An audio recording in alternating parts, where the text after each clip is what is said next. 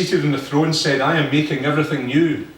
Then he said, write this down, for these words are trustworthy and true. He said to me, it is finished. I am the Alpha and the Omega, the beginning and the end. That's the epigraph. Everything is finished. The ending is just a Roman installation. I began by telling the truth and dragged this book to the brink as beginnings end and ends are spun like God's wooden deck chair orbiting the moon.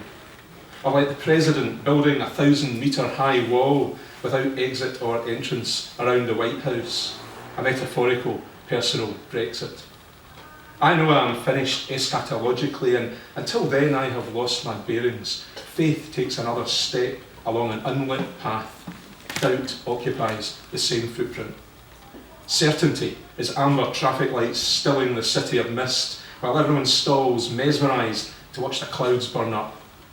Everything is vanishing. But first, my publisher insists on this errata slip. Farage and cabbage is not a full rhyme. It's true they are synonyms, or perhaps Farage plagiarised the cabbage visage. The cabbage ends, Farage begins.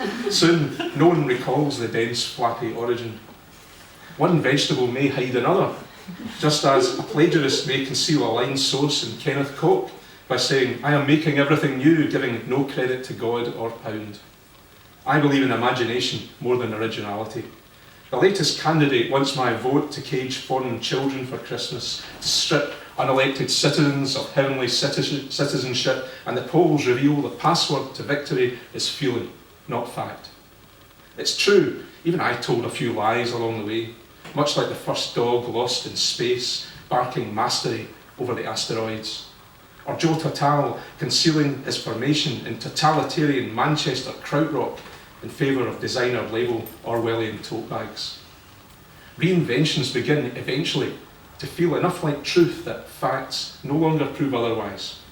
And reality stalks you like a Brexiteer's deal for a Kefalonian retirement villa. Or the 19th century Haitian pirate ghost Amanda married and divorced last year. It's true.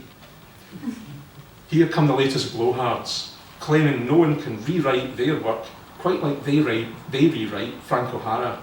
And suddenly white-robed multitudes are stripping off to try, workshop by workshop, until they head the hegemony and clothe themselves in puffball.